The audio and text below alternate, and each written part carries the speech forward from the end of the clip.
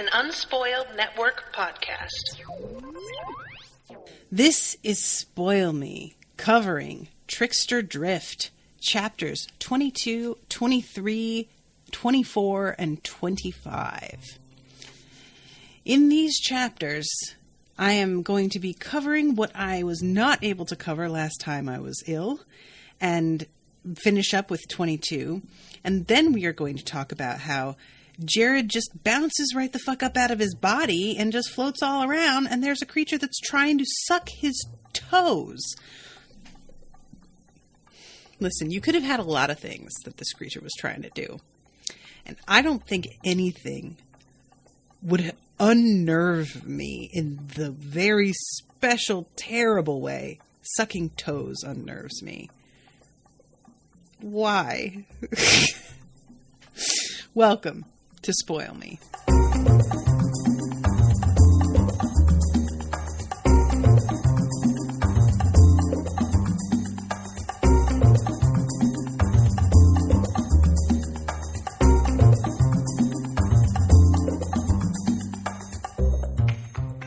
Welcome to the show, everybody. I am Natasha. Many thanks to Robin for commissioning this episode. This one's going to be an extra 15-20 minutes long because I had to end the previous one early since my voice actually started to completely stop working. I actually went back and listened to the end of that last episode to refresh myself on where I had left off before I had to stop. And I sound so pathetic. It's really bad. So yeah, my apologies, Robin, that you had to sit through me like struggling like that. Cause I really did enjoy those chapters too. It's such a shame that that's like, it just started to fade away. It was awful. But yeah, these chapters, there's a lot going on. So I'm going to get to work here. So let's do 22, which is titled The Sartorial Resistance. This chapter starts off, and to remind you all, last time there was the moment with Coda, like, showing up drunk, and Jared bringing him to a meeting, and he was so fucking hammered that when they went out for coffee afterwards, Coda wound up, like, throwing up on the street, and it was just really bad. And this leads to everybody coming down on him pretty hard, including Maeve, who's trying to check him into a facility. And Jared has to tell her, like, he has to compare the situation in a way that she'll understand by talking to her about Al-Anon and how it's really helpful. And maybe I could take you to some meetings and we can talk about your issues. And that puts it into perspective for her, what it feels like to be handled like this. And this chapter starts off because Jared he passed his 1 year of sobriety mark, which is a big deal. And that's often the hardest part, is getting past the first year. And he isn't actually at a familiar, like when he reaches that 1 year point, which had been a couple weeks ago at this point, I think, he was not familiar enough with any of the meetings, nor did he feel comfortable enough to talk about his 1 year mark and what it meant to him and get his chip. So this is actually really, really sweet. The mailman shows up and he's got this package for him from the old lady with the creature under her skin, Mrs. G. Smith. And she has sent him the big book, which those of you who have been a part of AA or Al-Anon or Overeaters Anonymous or whatever, you all know what the big book is. And it's like, inside, there is an envelope with a bunch of money, but more importantly to Jared, the 1 year chip. She remembered, because she's the one who took him to his first meeting and saw how badly things are going for him. And I just really love that despite everything, his heart is open enough to accept this for what it is. And how moved he is by it. It's really, really, really sweet. I just love it. And I love, too, that we get a little bit of clarification, because I was really confused by the fact that she seemed to think that Jared wasn't going to be flipped out by people who changed in and out of human form. And she says, we didn't know you could see as well as you can. Most humans can't. So that's clarified, and really makes a lot of other things also more understandable, because he thinks about the fact that the fireflies that are always around Sarah, his mother can't seem to see those, even though they're constantly visible to him.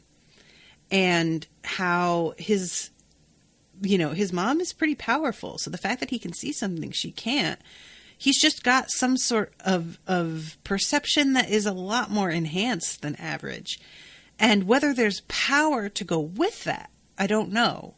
But at this point, I appreciated that being pointed out and explained, and why nobody else seemed to be the least bit fazed by it. And on the bus, before he actually opens this, he's texting back and forth with his mom. And there is, she tells him, Richie's bro died. We're in the peg. His mom shot his bro, thought he was her ex. Magic fight gone nuclear. I thought our family was fucked up. Magic fight gone nuclear? The fuck does that mean? The way that she says that, thought he was her ex, makes me think that she got tricked into this. I'm dying to know what the fuck is going on over there. But, he's just like, is everything okay? And she's like, everything's fine. It's a shit storm, but I can handle it. And Richie says hi. So then there's a message from Coda, who's asking him to go to another meeting. And he's waiting to hear from Sarah or from Crash Pad, and he hasn't heard from them yet. And this is when he opens the package and all of this. And she says, please don't think me presumptuous, but I'd like to offer my assistance if you ever need it.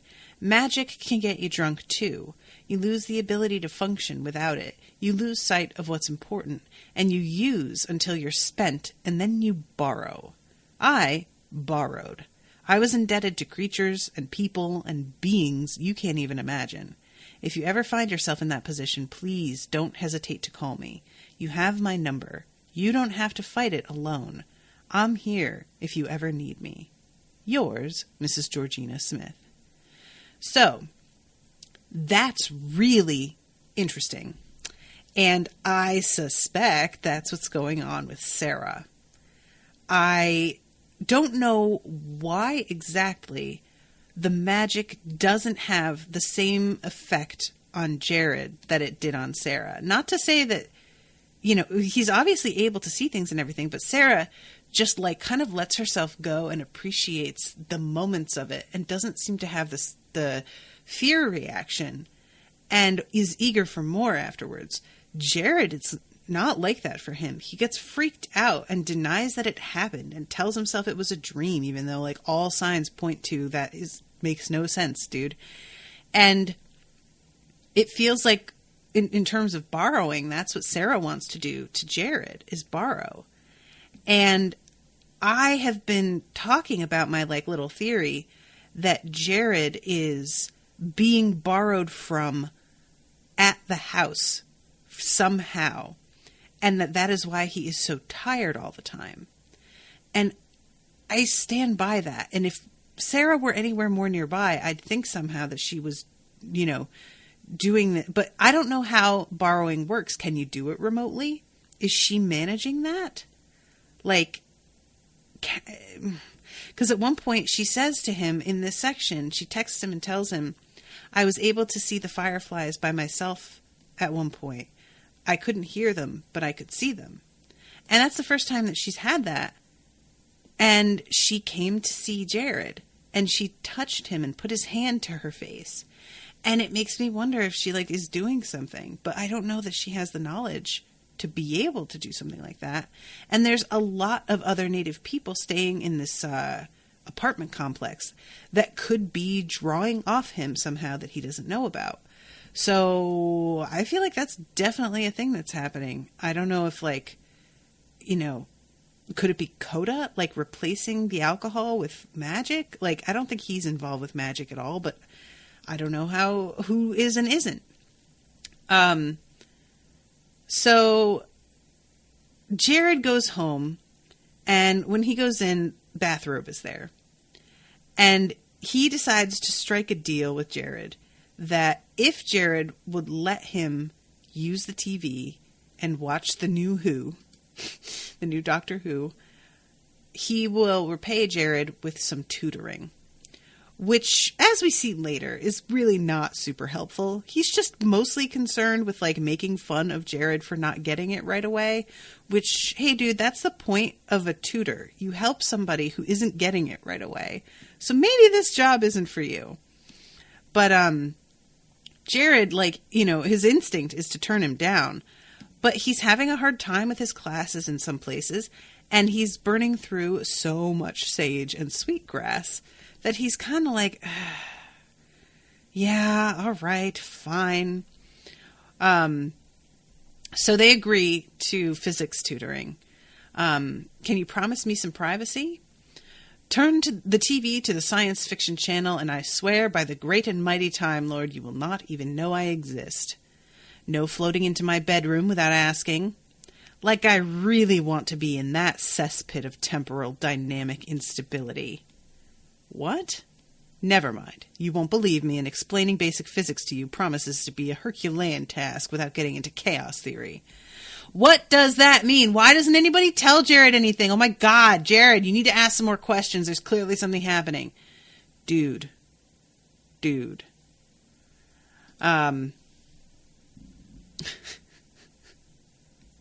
He asks him what his name is, and he says, Dent. Arthur Dent. Arthur Dent. No, not Arthur Dent. Dent, comma, Arthur Dent. I had it legally changed when I was 16 because of my deep love of the Hitchhiker's Guide to the Galaxy series. Oh my God. What a goober, I swear to Lord. He's like Crash Pad. I should introduce Crash Pad to this ghost. They'll be buds. It'll be amazing. They would love hanging out together. It's just so funny to me, this guy. Oh, Lord. So, then we have Jared waking up at 3 o'clock in the morning because 3 o'clock in the afternoon, sorry, because he's been napping. I'm telling you, I'm just so suspicious of this whole nap thing and how often he's exhausted. And they go and get some coffee, and Coda is talking to him about his past and how things were with him at one time. And he's explaining that he was making some really good money at this job that he used to have, and that he resented his parents so much for sort of like abandoning him, that he would buy all kinds of stuff for other people, knowing that it would get back to them that he had, because he wanted them to feel like they had missed out. And he realizes now that, like, he was trying to impress people, and then the minute that the money went away, so did all the people. And Jared's like, well, Hank and your grandma still want you around. And Coda just doesn't want to fucking hear it. You know, Jared puts his word out there and then sort of leaves it. Maybe you should be my sponsor. You just want someone you can push around. No, you actually listen, and you don't try to shove your opinions down my throat. Have you told him that? See? You listen. Maybe I should try the camps again. I don't want to mooch off Hank anymore, and I don't want to work with him on security.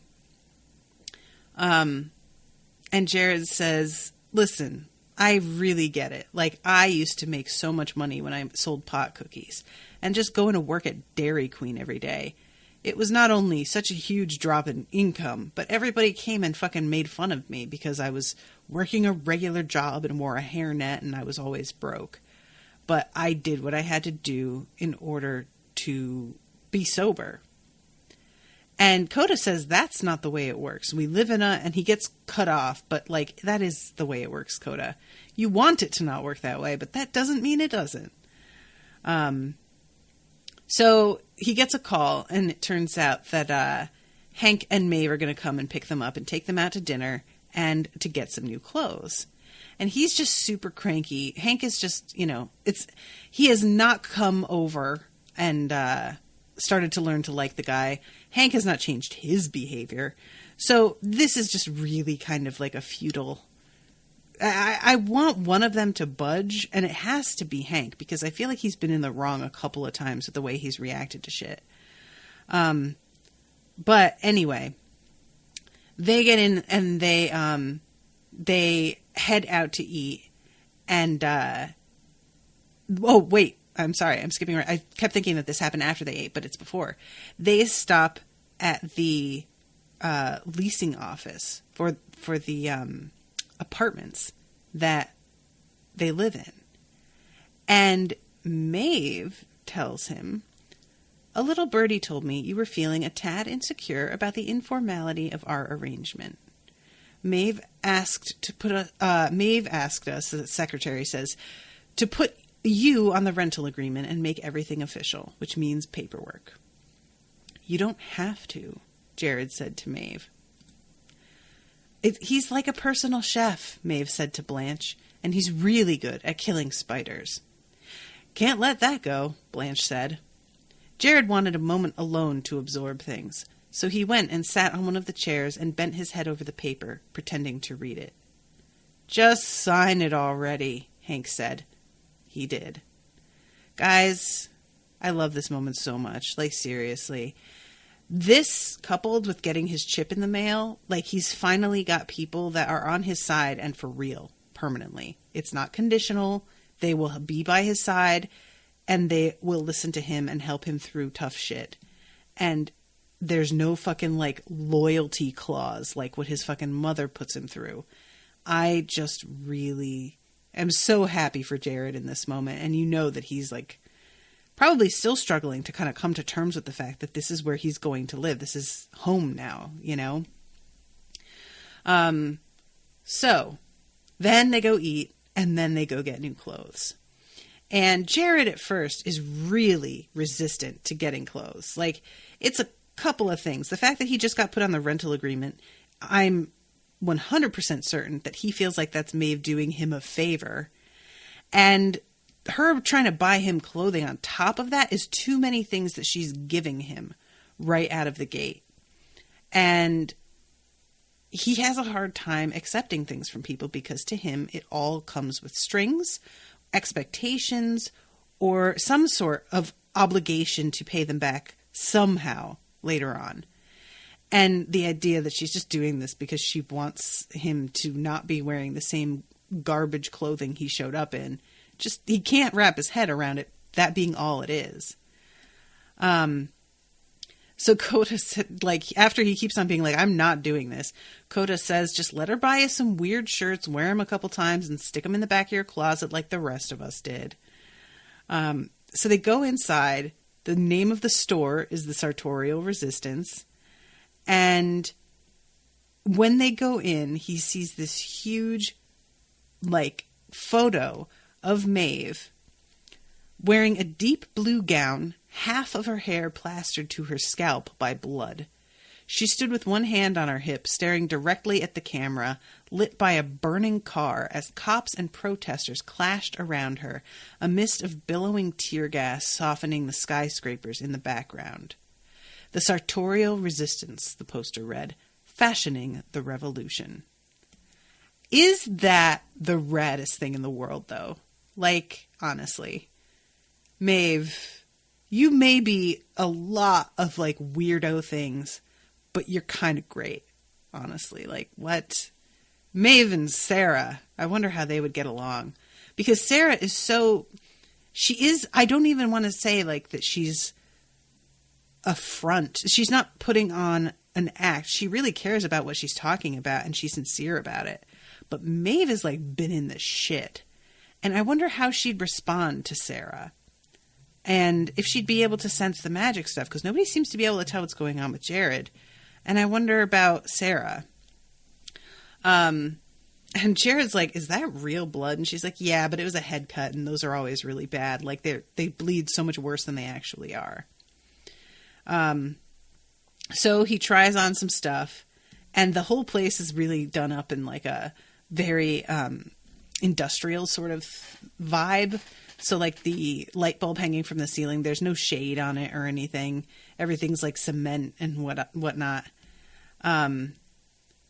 And nothing has price tags on them. He just kind of, like, you know, picks what he likes, but you could tell that if they had price tags, he would be trying to pick the cheap stuff so as not to put her out too much. and he doesn't really have control over that here. And I think that makes him really uncomfortable as well.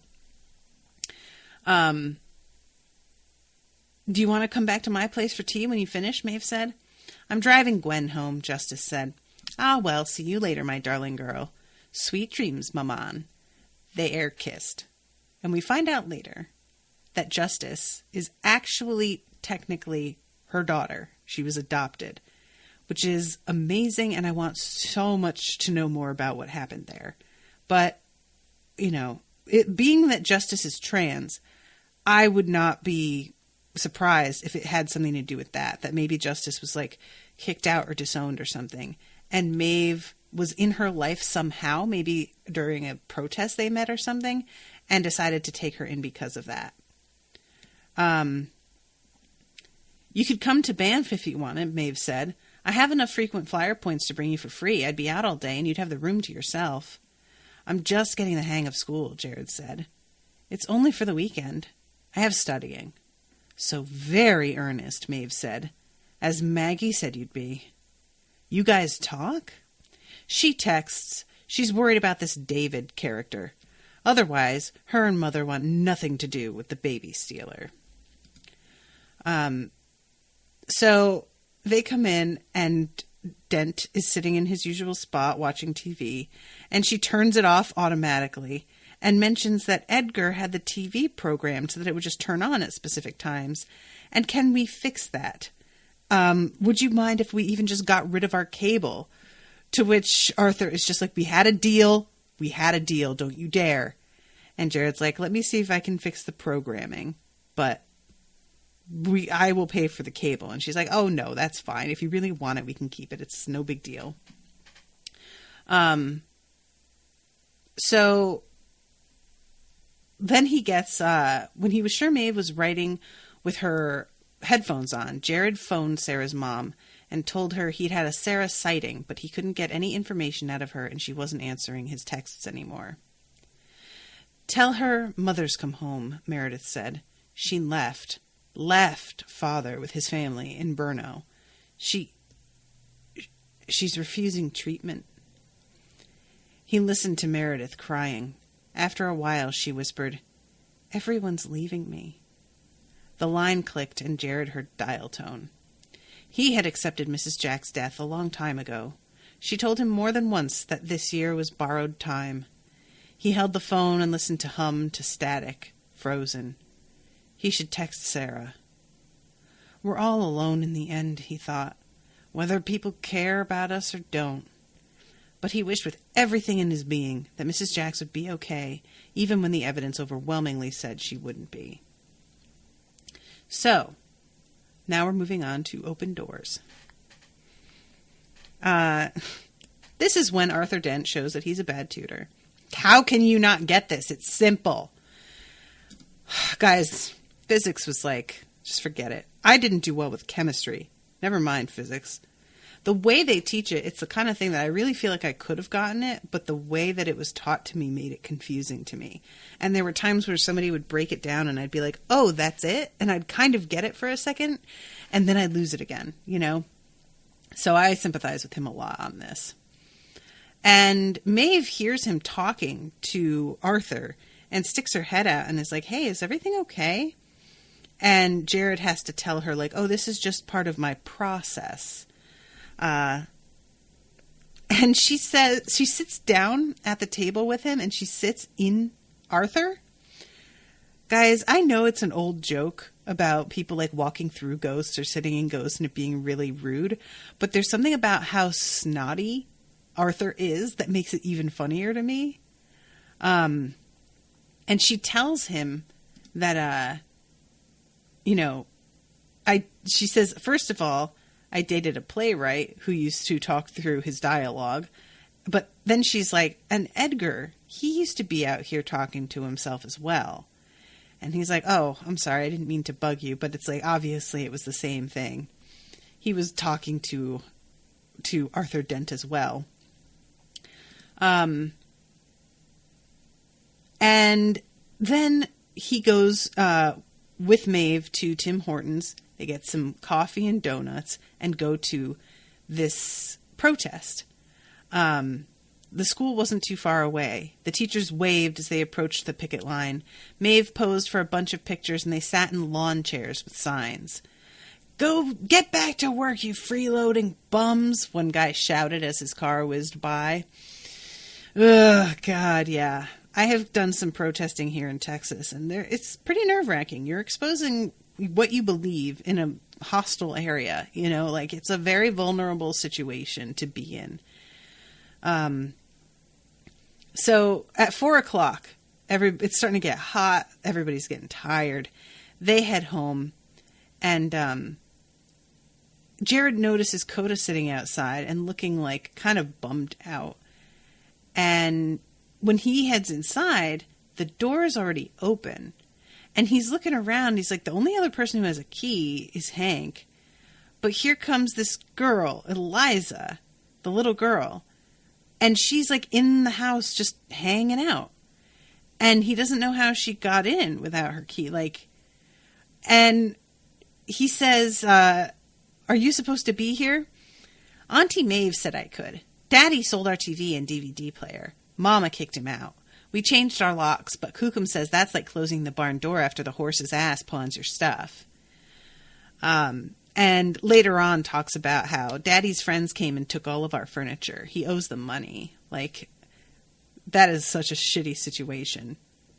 I had a weird thing.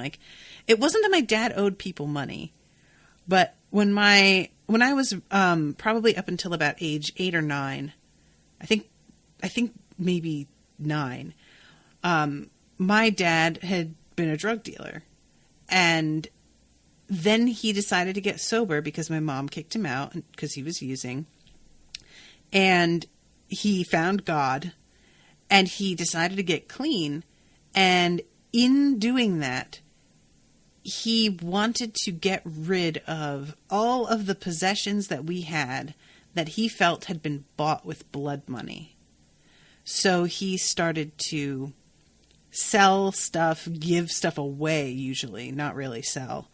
And all of a sudden we moved into a much smaller apartment with way less stuff and way cheaper stuff.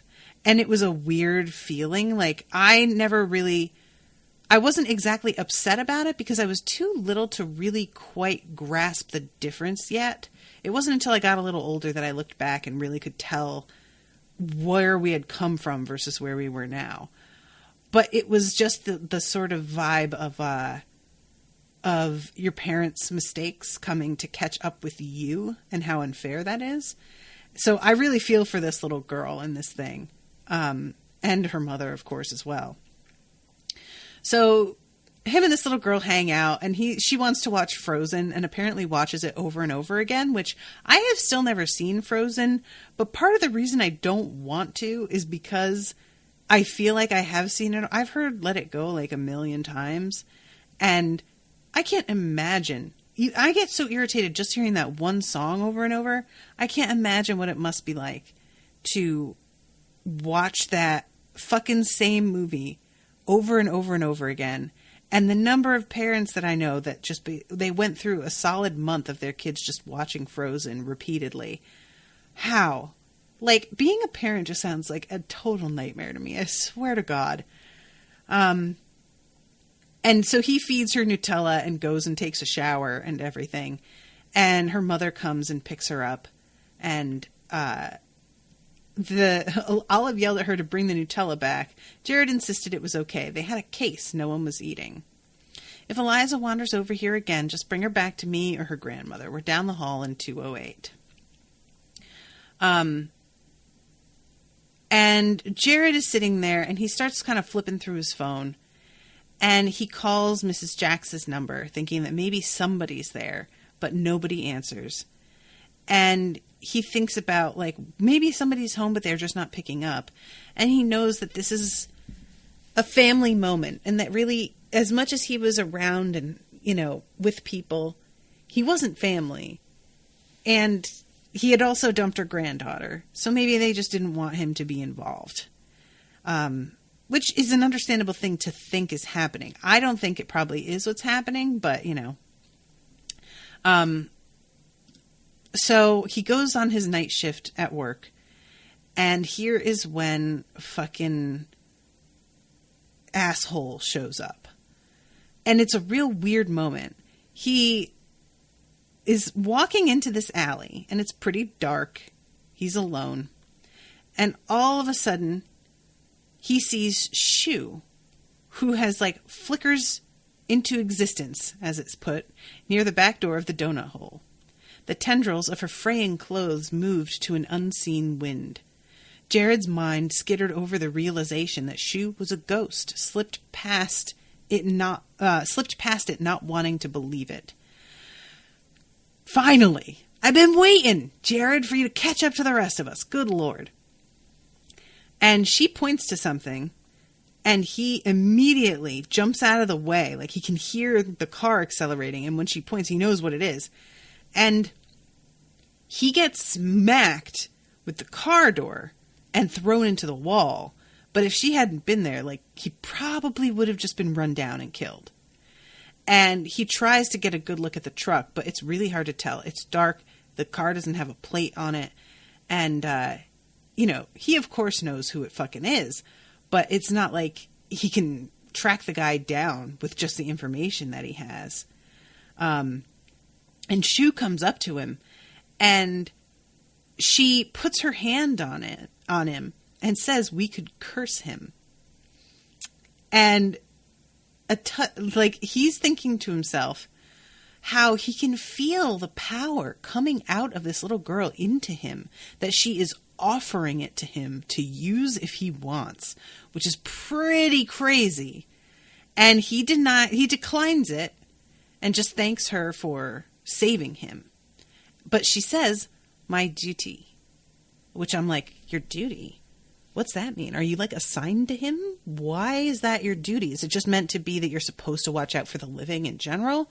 Or is it Jared specifically? What's up with this? He took another moment before he rang the doorbell. He reminded himself that the life he wanted had a price. He couldn't drink. He couldn't be with Sarah. He couldn't indulge this hot surge of fury.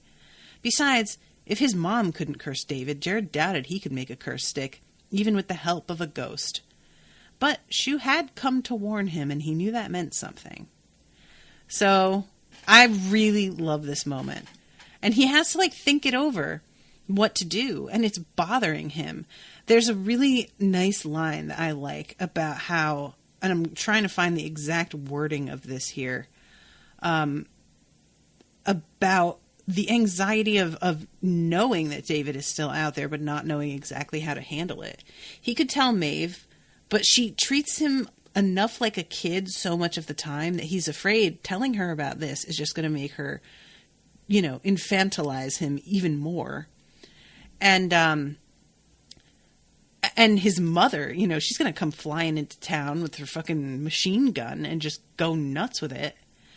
And I'm trying to remember the exact, I can't find the line, but it says it was bothering him, like the constant alarm of a smoke detector going off in a faraway room. I can't track the line down, but it's something like that. And I love that comparison, that feeling of having the noise comparison for me is particularly apt because that sort of thing really gets under my skin. Having a sound that constantly stops and starts, and especially a piercing sound like that. I hate it. So he's thinking to himself that he's not going to tell Maeve, but she can sense something's up with him. And she asks him, you seem a little spooked tonight. Has he done something? And he just says, I don't need a babysitter. And she doesn't really respond to that. She just says, I'll have Hank keep an eye out. Justice can stay here, Jared said. Hank likes you, Maeve insisted. He does. He's just not good at expressing himself. I'll hang out this weekend, Justice said. So it's settled then. I promised your mother I'd watch out for you. And that's what I'm going to do. So, I just wish I understood the whole thing about Hank. What how has he, like, gotten on anybody's good side? He's just so, whatever. So the next day he gets a text from Sarah about seeing the fireflies, but she doesn't mention anything about his grandma, which makes him wonder, like, does she even know about that? But he feels like she must. And there's some amusing stuff about Crash Pad and his girlfriend. And they keep on posting, like, photos of each other with these really soulful captions. And it's just, really, really gross. And here's the thing, another one. He thought about charging his phone, but the desk was too far away. He ached everywhere. If he got up and walked a few steps, he could listen to his music until the battery ran out. He meant to do that, meant to take his clothes off, meant to brush his teeth, but the second his eyes closed, he was out. Something's up, and I'm just, figure it out, Jared. Don't you think this is weird how tired you constantly are? Come on, dude. So Maeve is texting him about her trip while she's gone and everything. His mom is texting him, telling him that she's, thinking about him and misses him and yada, yada, yada. And then he talks to Dent about which doctor. He wants to know what season Matt Smith is in. And I really loved how this went because for me right now, I'm covering Doctor Who for the show, and I appreciated that he never gets an actual answer to which season Matt Smith was in. So I don't know still, because I was really worried reading this that I was going to get spoiled, and didn't even spoil that. So really, thank you very much for not doing that. And he again occupies himself with another project, scraping down all of the rust on the patio furniture, the cast iron set. And then he sands it all down and gives it another coat and paints it red, which I would never pick red. But okay, I suppose, Jared. And Justice comes by. And she has the bug that she brought back from getting repaired. And she asks if he wants to see it. And they go down there. And it's in the flagrant colors of blue, green, and black of the Canucks hockey jersey. Johnny Canuck, with a giant V on his chest, skated over the hood. The seat covers and steering wheel had additional logos, and 2 Canucks flags flapped from the rear windows. The new vanity plates read, "Bleed Blue." Oh, good gravy, Jared thought. Ooh, Lord have mercy. I had no idea she was even a fan. Like, has anybody mentioned this? What is happening? And this is when Justice tells him Maeve legally adopted me when I was 12. Oh, so she's your mom? Yes. Maman has her faults, but she has the biggest heart, Justice said. Jared wasn't sure what to say. He didn't think he was that easy to read. So yeah, she's just she can tell that he's still just worried and resistant to her treating him the way that she does. But it's because she gives a shit about him. And she doesn't feel like he should have to take care of himself because he's still a child, which in many ways is very true. So then comes the moving around of a bunch of furniture, hauling things up the stairs because, let's see, since Justice insisted he only helped from a distance, Jared held the lobby doors open. They're getting the armoire inside. And they get up there and they're arguing with one another the way that they do. And after a long time returned with the other half. Hold it, Hank said. A nail gun thumped. The world is hard. Holding the nail gun and his mom, tense and jumpy, telling him David was going to never ever let them go if he didn't. Pop! Jared found himself in the apartment hallway. Not all of him, though. He'd left his body on the couch. Well, this is interesting. And when he's in this form, he sees all the paintings and murals and everything in the house moving around and doing their thing. And it's just really, really surreal. And he just assumes, the way that you probably would, that he must be dreaming, because there is no possible way. And it's obviously triggered by the nail gun and the like trauma of that, rather than having a regular PTSD episode that, you know, somebody without the kind of abilities that Jared has would have. He just leaves, because that's part of what PTSD does. It forces you out of the present moment into something else. And it's something that has happened already. It forces you into a past, a memory. And he's rejecting the memory and just leaving his body entirely, which is a really interesting sort of narrative. What's the word I want? Trick's the wrong word. I'm trying to think of the word I want, but I can't think of it. But device. Robin, thank you. Yes. Robin's out here in the chat backing me up. Narrative device to have him escape when it is like a PTSD reaction. I just find that to be pretty compelling, and it feels like it could really be a thing, you know? And Dent sees him and is looking just at the body and is like, Jared? And when Jared's like, here, Dent jumps and is like, what the fuck? Are you dead? What's happening? And when he's like, no, I just need to get back in my body, Dent immediately knows he's like, oh, astral projection. Okay, that's fine, I guess. And Jared is noticing that Dent is sort of like getting a little fuzzy around the edges. And when he looks down at his own body and tries to like put his hand out and touch his own body to get back in there, he gets sort of zapped like with static electricity. And Dent asks him if he's done this before, and if so, how he got back. And he says, like, I got guided back by my neighbor. And he thinks about Mrs. Jax, and suddenly there he is in Mrs. Jax's hospital room. And I just wish that he was seeing, if he really put the pieces together, he thinks about her when he's astral projecting, and he can go there. So he could go to see all kinds of people. And how interesting and helpful would that be? They might not be able to see him, but nevertheless. And so immediately, as he sees her and thinks to himself, I don't want to be here and I don't want to see this, he immediately pops back. So anytime that he thinks of what he wants, he will pretty much be there or not, as the case may be, which is intense. But as we find out later, pretty dangerous. Something is hissing like a snake. And Dent starts to get nervous and is like, hey, don't freak out. This thing can't hurt you.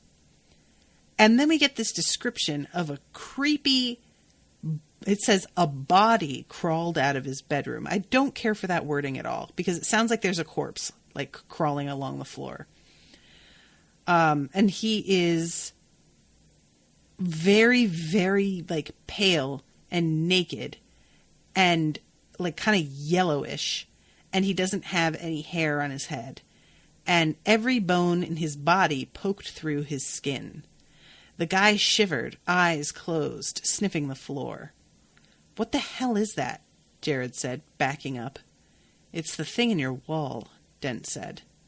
It followed him as he backed away and then lunged, and he felt its cold mouth through his socks, sucking his toes.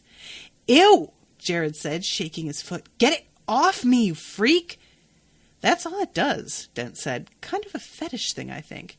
It drove Edgar nuts trying to get rid of it. That's when he started painting the walls and putting up wards. That's what started this little ghost-a-palooza. So, I'm curious if this is the thing that's sapping his energy, because it's trying to suck on his toes. I'm assuming the sucking is symbolic of like actually taking power from him, and its bones are showing through his skin, which is really, you know, it makes you think of starvation and emaciation and trying to like satisfy some sort of hunger that cannot be actually satisfied. But who knows? And he's trying to yell at it to like get it to go away, and he's backing away from it, and he pushes right through the wall and winds up in Eliza's living room, and she can see him because she could see Shu as well. She was there, and she's floating around, and Jared's trying to like go back again, but she says, "Jared, wait." And his feet became stuck to the floor like he'd been glued to the spot. "Something's after me. I have to go." Yo, what's that about?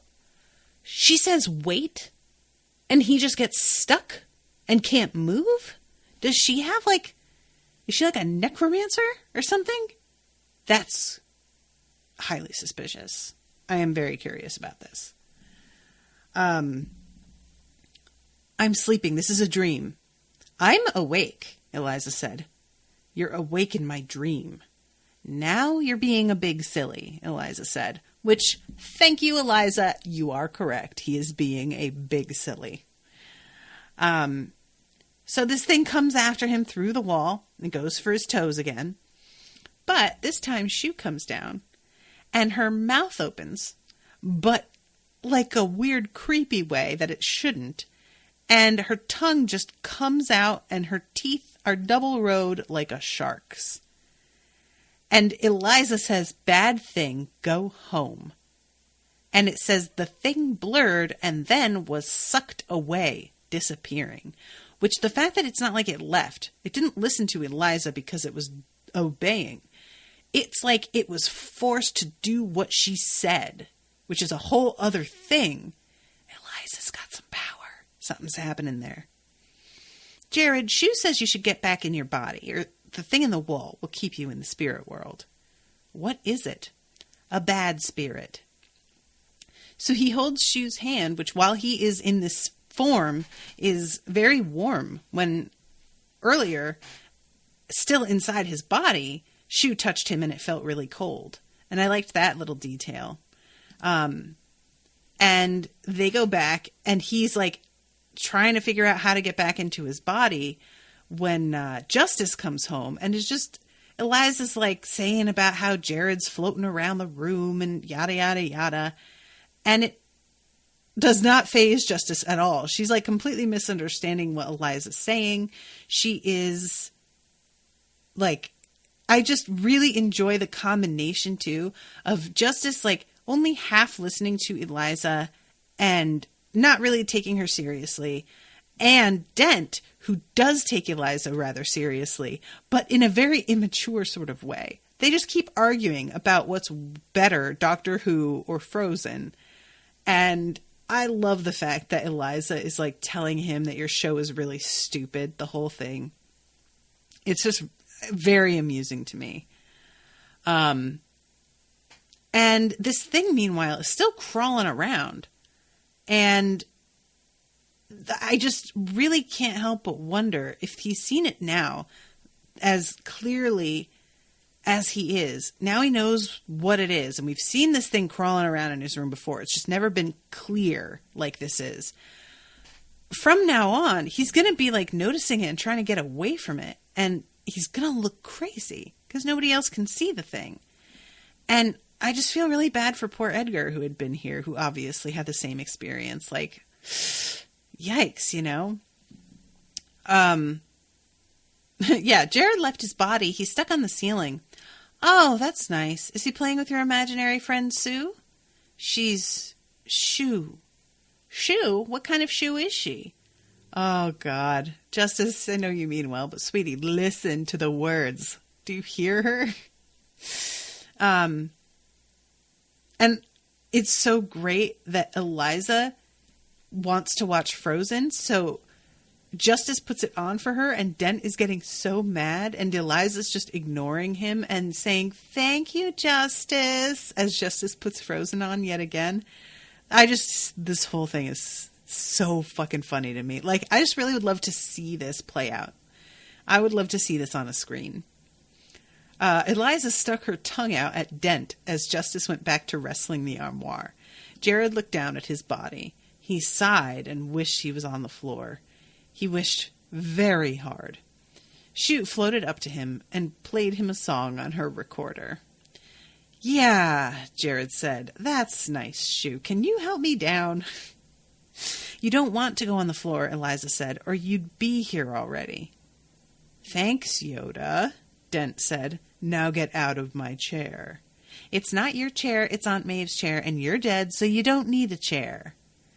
Oh my God. And then Dent says, wah, wah, wah. I hear a big whiny baby. Dent, the only big whiny baby here is you, my friend. Good Lord. So he's trying to jump to the couch and pull himself back into his body, but the ceiling keeps pulling him back. And then he notices that the flying head from his room is up there. And this interaction is so fucking weird, y'all. Hi, Jared said.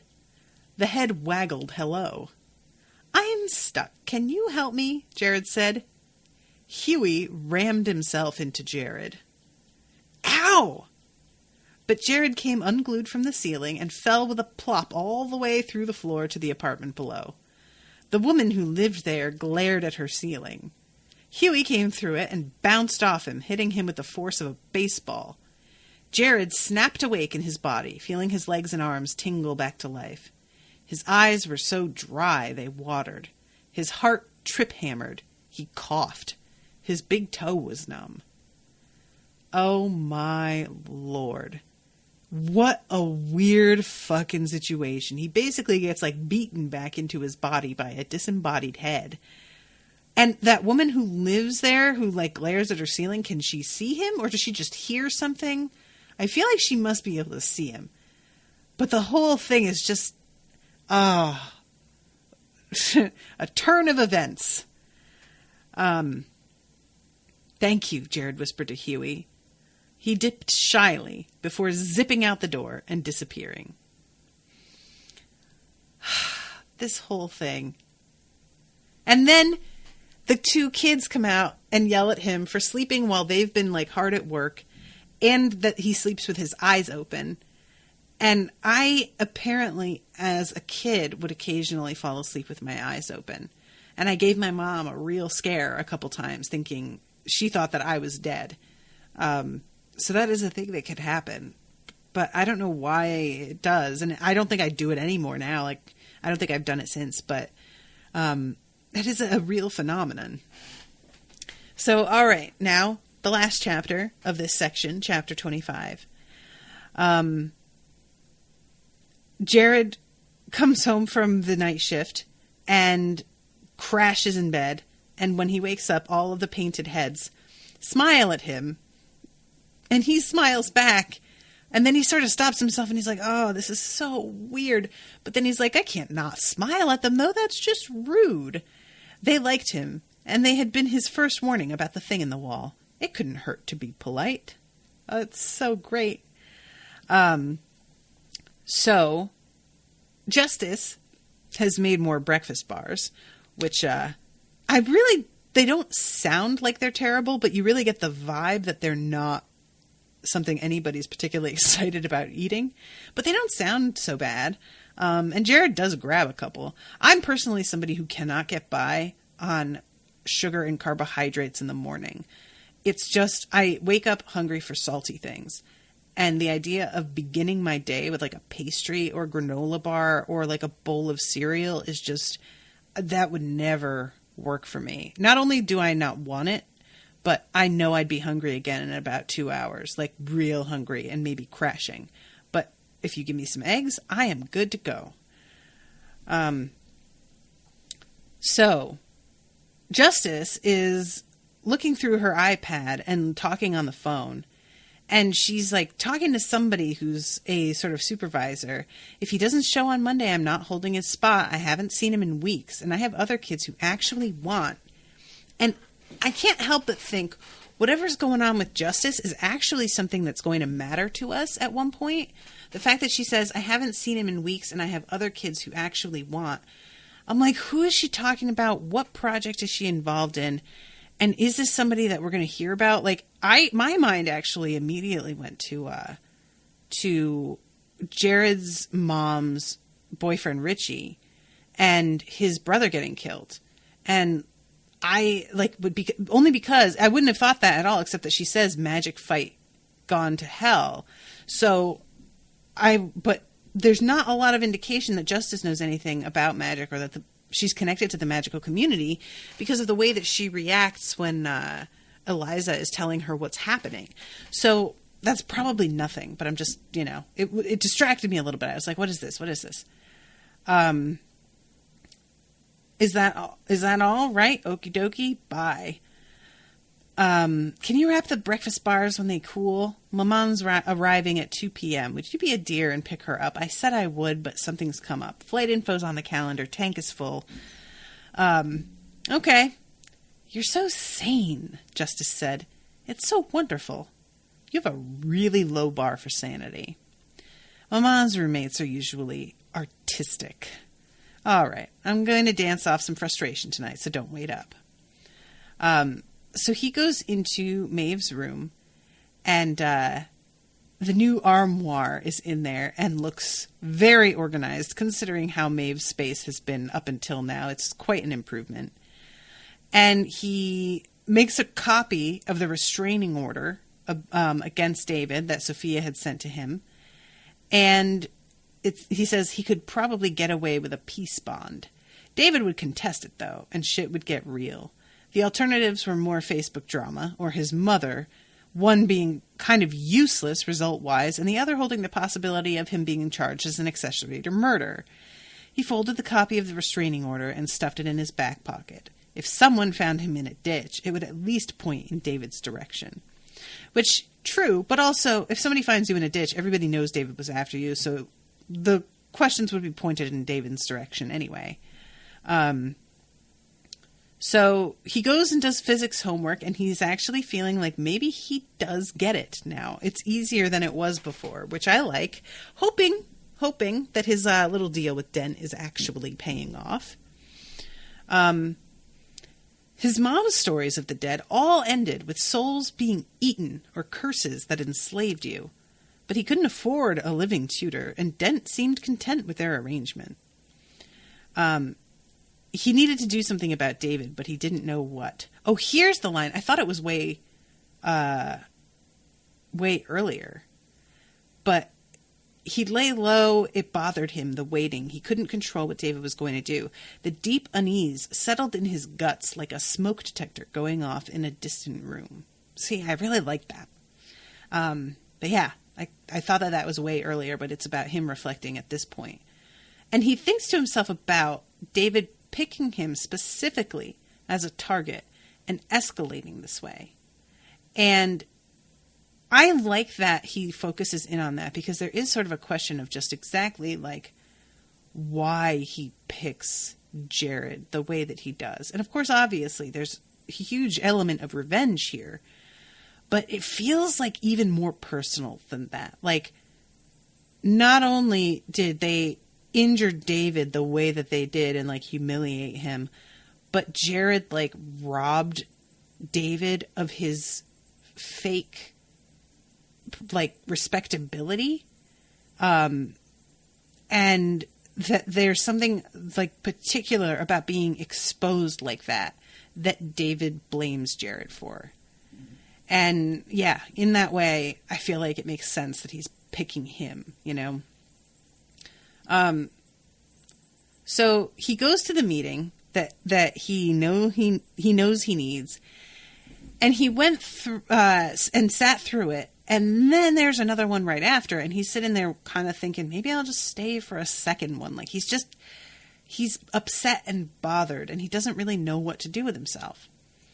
And the girl who he had seen at the meeting before, Lex, who's around his own age, and she is very attractive, she comes and sits next to him and asks him if he wants to get a coffee. And this escalates really quickly. We jump right from her asking if he wants to get a coffee to them going back to her apartment and her taking her top off. And I was not ready for how quickly this moved. But yeah, this whole thing, it's so funny. Her breasts looked like they would fit in his mouth, and he really, really wanted to see if they would. But unfortunately for Jared, He hasn't had sex in a long, long time. And when she pulls out the condom and tries to help him put it on, just her touching him makes him come immediately. And it gets all over her Batman lamp, which I cannot tell you. There's something so hilarious about that to me. Like, it's just so undignified. And Jared's really embarrassed. And she's like, come on, dude, really? And he has to be like, all right, listen, I will get you up to speed. It's fine. And he stays over.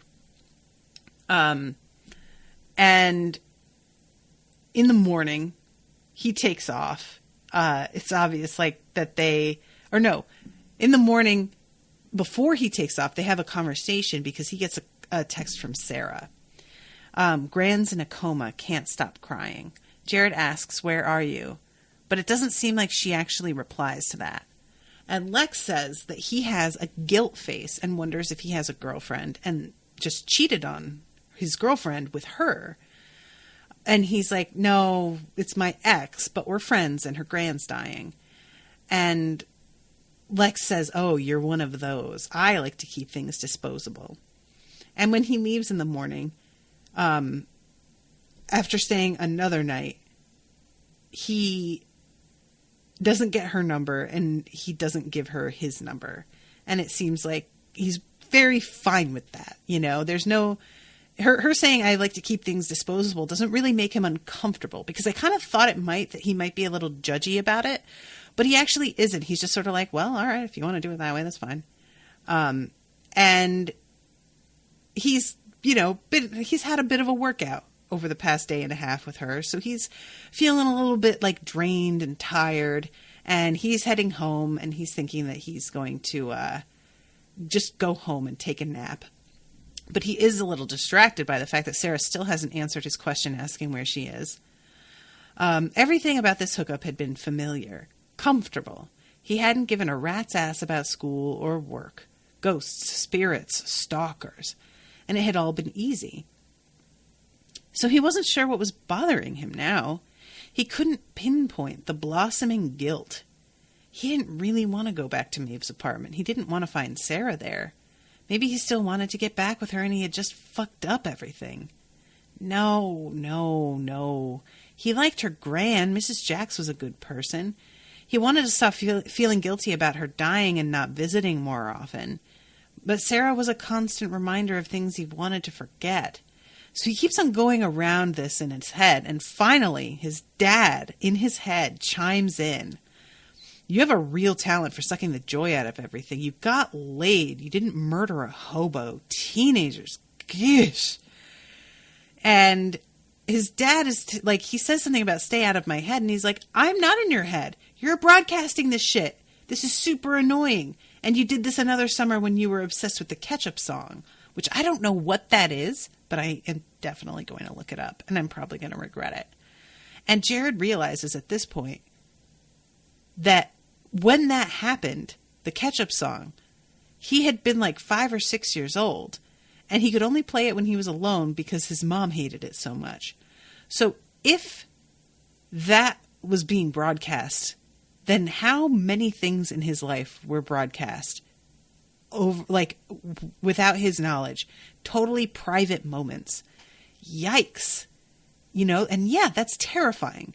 That's like realizing you had a camera in your house your whole life and you had no idea.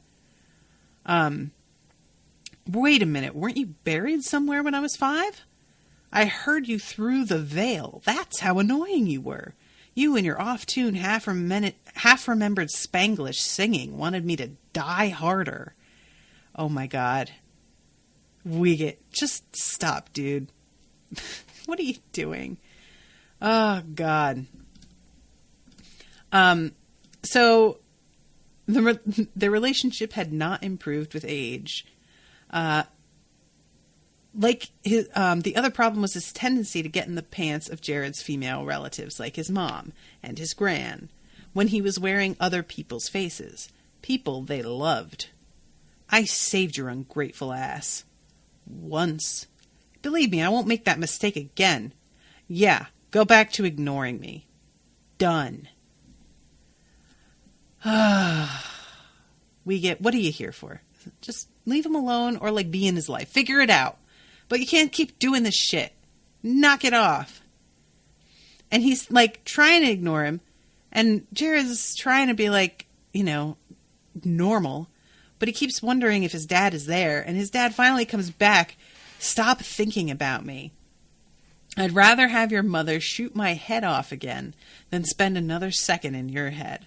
I'm not the bad guy. I'm protecting you from the bad guys. Why? Silence. More silence.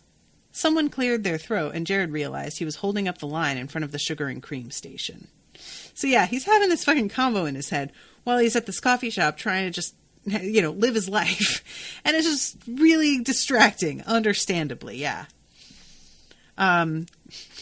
Here, I know that this is something that we all experience, but like, it's such a strange phenomenon when you are in the middle of doing chores and you get a notification on your phone and you've been walking through the house, throwing laundry in here, making the bed here.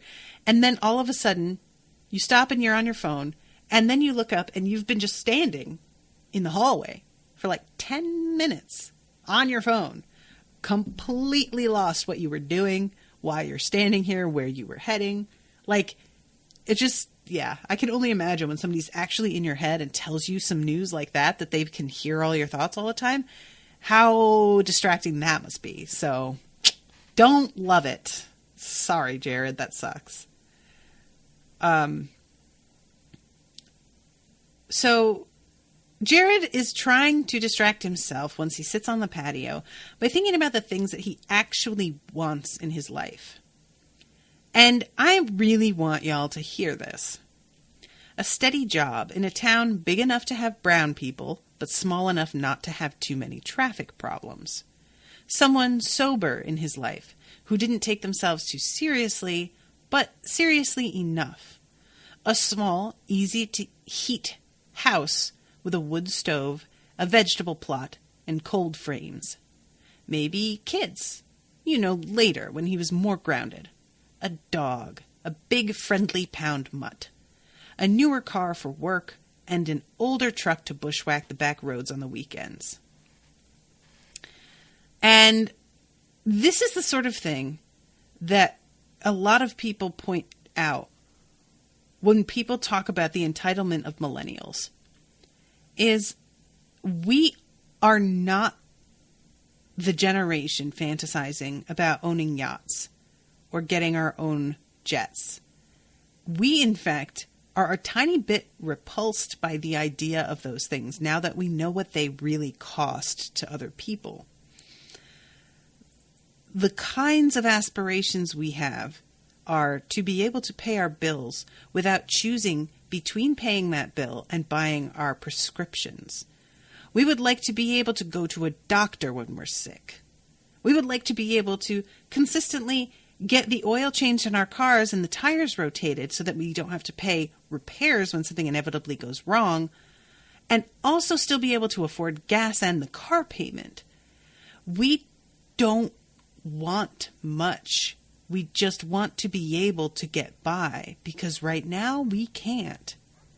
And I'm doing better than I ever have. And I am still drowning, you know, like I'm still trying to pay off all this debt. Like, it's crazy to me that we can be accused of being entitled when we are afraid to ask for the bare minimum sometimes and consider it like entitled to even expect time off from jobs that we've put in years at and that we work basically full time, even though we don't get benefits.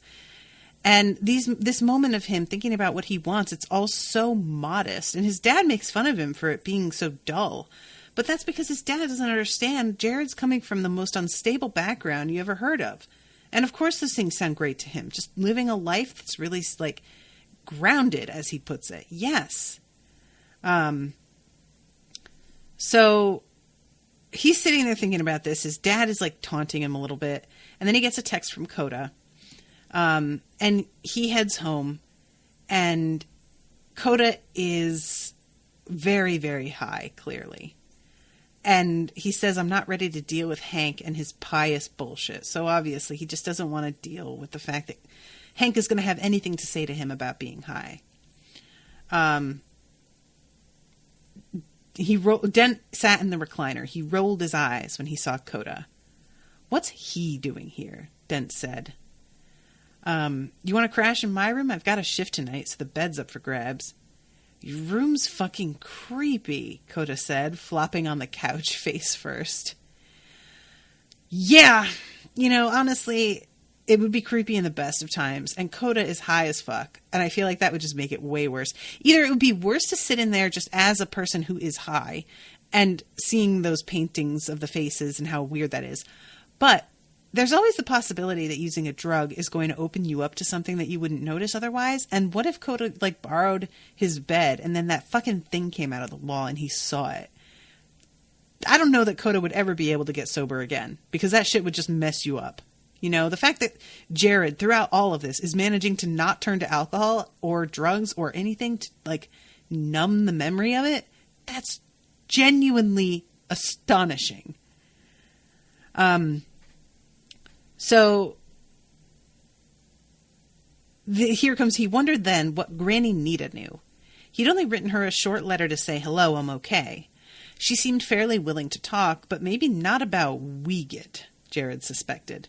Wiegit had lied to him, outright lied about how long he'd been listening in, or whatever they, on the broadcast or whatever they were. "If I keep the partying to the weekends," Coda mumbled to himself, "I can handle it." "Coda, buddy, guy, you have got to start facing facts, man." Meanwhile, Dent is yelling, "Take him to a meeting," and the lights are flickering, because that just tends to happen when Dent yells about things. He has an effect on the electrical system. And Jared makes some coffee and they go and sit outside. Things seemed crazy right now. He could react and react and react, or he could let go of the unfairness of his life, the looming possibility of failure, the looming death of Mrs. Jax, his disposability to his parents, his stalker. All anyone ever had was the present. He had supper, a place to stay, a bed, a little nest egg under his mattress, a small but growing total in his savings account. He had meetings, as many as he wanted to attend. And Dent comes out and looks at him. And this is something I'm really curious about this. Oh my gosh. I jumped ahead by clicking the wrong spot, and I totally lost my spot. Okay, here it is, yes. Boop, boop, boop, boop, boop, doop. Is he leaving soon? Dent said, poking his head through the wall. Probably not, Jared said, but no one's going to fight you for the TV. You're the biggest chaos magnet I've ever met. Wait till you meet my mom, Jared said. And that is the end of that chapter. In that moment, where is it that Coda... He asked Coda if he wanted more coffee, and then he went down to the laundry room and put his clothes in the dryer. When he came back to the apartment, he started the kettle again. Okay, so he's alone in the kitchen at this point, because I was thinking that how is he talking to Dent when he's with Coda? But he's not at that moment. Coda's still out on the balcony, and he's in the kitchen. Okay, cool. Yeah, I feel like it's a really... dealing with somebody who is an addict is really best done by somebody else who's also an addict, or who was, because it requires the kind of patience and understanding that if you don't deal with that sort of thing, or at least not with something that's quite as acute and dangerous as what Coda and Jared have dealt with, you don't understand how somebody could keep doing this to themselves. And it just seems like the simplest thing in the world to just not fucking... It's always been because when I was younger, started to realize that I had an eating disorder. And so I started to go to Overeaters Anonymous meetings. They didn't really work for me because they were so based in faith and God, and that just did not really connect with me. And one of the things I found difficult was that they tried to apply the teachings of the Big Book for Alcoholics Anonymous to Overeaters Anonymous. But the thing is, you can give up drinking and still live your life. You can't give up eating. And so you have to constantly figure out how to walk the line between overdoing it and taking care of yourself. And it's a much trickier thing to do, but because of that, for me, because eating is something I can't give up, there's a part of me that is less understanding about the addiction that people have that they can give up. You know, they stop drinking and stop smoking weed, but they could still go out and live their lives, unlike me, who would love to just be able to take eating out of the equation entirely, but I can't. That's not possible. So there's definitely a part of me that just gets so frustrated and just like, dude, why can't you get it together? And I know intellectually how that is and why addiction is like this. And I understand that, but it's in my gut that I don't really get it. I don't quite understand the draw to something that you have seen be really destructive in your life, and you could walk away from and continue to live perfectly fine, and yet you still go back to it. That is something that I just have so much time really trying to grasp, and I don't think I ever will unless I go through it. And so I like the fact that Jared, like, you know, obviously Hank and Maeve are really like reacting the way that somebody like I would to Coda's situation, because we're just like, dude, oh my God, figure it out. You need help. But Jared understands that that's just, it's not that simple. And you kind of have to like sit with somebody and let them get to where they need to go on their own. You can't bring them there. And I really like that dynamic between the two of them. And I hope that Coda starts to figure it out, because I'm also like, it seems like Jared's pretty solid with his sobriety, but not for nothing, it could be dangerous for Jared to be around Coda as drunk and high as he is all the time. And I don't want Jared to fall off the fucking wagon, you know? So, yeah, anyway, I think I am going to wrap this one up. So thank you, Robin, for coming and hanging out. I'm so sorry about how the last episode went. I really tried my best, and I tried to soldier on, and it just did not work out. But hopefully I made up for it this time. And I really, really like these chapters. And I was a little worried when I saw it on my schedule, and I was like, ooh, it's been a minute since I read the last chapter. But once I got into it, I remembered everything right away. I was like, oh, this is no problem. Cool. So this story really makes an impression. I find myself like talking about moments in these books with people a lot, actually. I just wish more people would read these, because they're just so strange and surreal, but they're full of really like human moments. So anyway, all right, I'm going to wrap this. Thank you again, Robin, so much for the commission. Thank you to all of you for listening, and I will see you again soon with a new episode. Toodaloo, motherfuckers.